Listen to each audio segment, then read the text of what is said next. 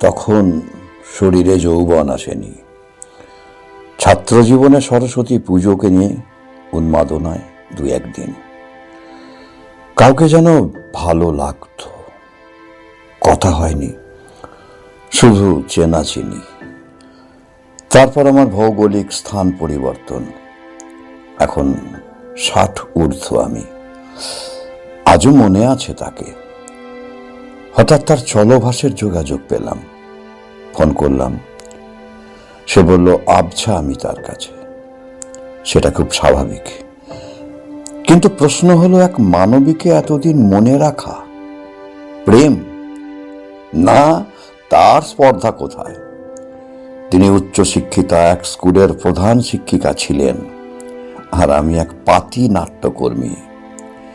সে যাই হোক, প্রথমে আমার অচেনা নাম্বার পেয়েও সে রিসিভ করেছিল, মাত্র কয়েকটা কথা। এরপর আমার আর একবার ফোন সে ধরেনি, হোয়াটসঅ্যাপে কয়েকটা মেসেজ, উত্তর দেয়নি।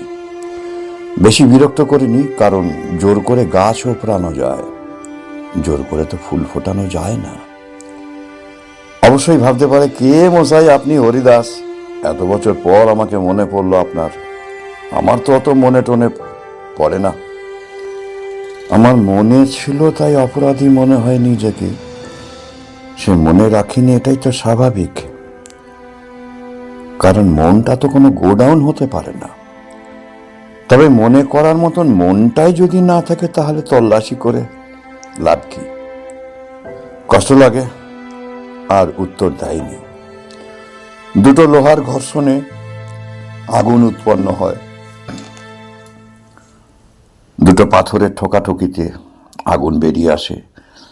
এমনকি গভীর ঘন জঙ্গলে গাছে গাছে ঘর্ষণেও আগুন উৎপন্ন হয়ে মাইলের পর মাইল দাবানল হয়ে পুড়ে ছারখার হয়। আর একটা মানুষ আর একটা মানুষের কথার উত্তর দেয় না। ম্যাডাম, গৃহস্থের দরজা থেকে যদি ভিখারি ফিরে যায়, তাহলে গৃহস্থের অকল্যাণ হয় না। তাই বলে আমি কারো ক্ষতি চাই না।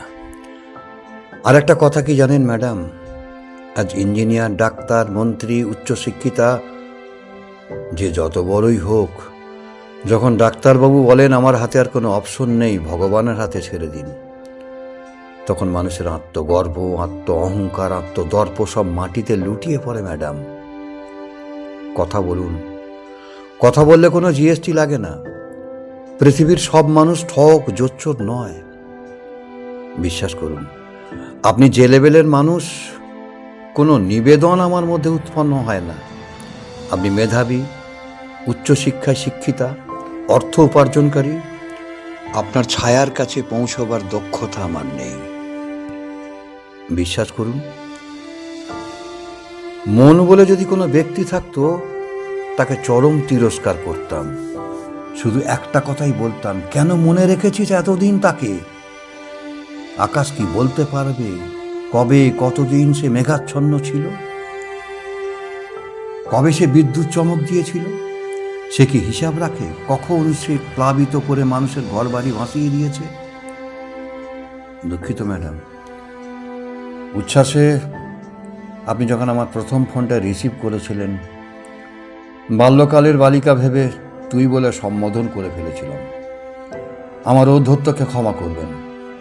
আমার এই লেখনী যদি আপনার কাছে পৌঁছায়, জানি আপনি তবুও কথা বলবেন না, কারণ এটাই আপনার এটিকেট। তবুও আপনার দাম্ভিকতাকে আমি প্রশংসা করি। এ কথা না বলে পারছি না। নীরবতা আপনার সাধনা, সেই সাধনায় আপনি সিদ্ধি লাভ করুন। আমি নাট্যচর্চা করি, তাই বেহায়ার মতন কথা বলি, কারণ নাটক কথা শেখায়, নাটক কথা বলায়। প্রকৃতির নিষ্ঠুর খামখেয়ালি যখন কাঠফাটা রৌদ্রে ঝলসানিতে পুড়তে পুড়তে মাঠ, ঘাট, পুকুর শুকিয়ে ফুটি ফাটা হয়, তখন এক আকাশ কালো মেঘের বাতাবরণে বৃষ্টি নামে, প্লাবিত করে। গাছেরা ডালপালা পাতা নিজেদের মেলে দিয়ে স্নান করে, রূপালী মাছেরা ডুব সাঁতার দেয়, শিশুরা ছপ ছপ করে জলে ছুটে বেড়ায়, হেঁটে বেড়ায়। কেমন লাগে তখন? তেমনি কথা ব্রহ্ম, কারুর কথায় প্রাণবায়ু সতেজ হয়, বিশ্বাসের জীবন মন্ত্র সতেজ হয়। ধন্যবাদ ম্যাডাম, আর কোনো জিজ্ঞাসা আমার থাকবে না। আপনার সকল দিক মঙ্গল প্রার্থনা রইল আমার। এটা কোনো চিঠি নয়। সেই বিখ্যাত কবি লিখেছেন, 33 বছর হয়ে গেল কেউ কথা রাখেনি, আমি তাকেই অনুসরণ করে লিখলাম। 50 বছর হয়ে গেল, সে কথা বলেনি।